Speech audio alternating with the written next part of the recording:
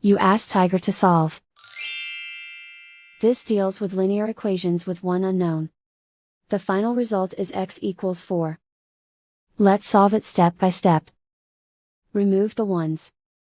A variable's value does not change when it is multiplied by 1, so we can eliminate it. Group all x terms on the left side of the equation. Subtract x from both sides.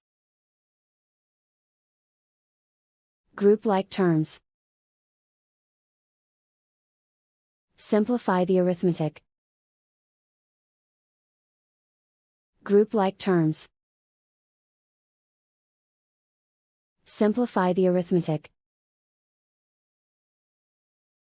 Group all constants on the right side of the equation. Add 19 to both sides.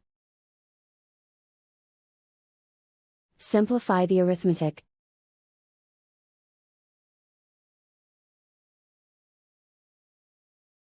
Isolate the x. Divide both sides by 6. Simplify the fraction.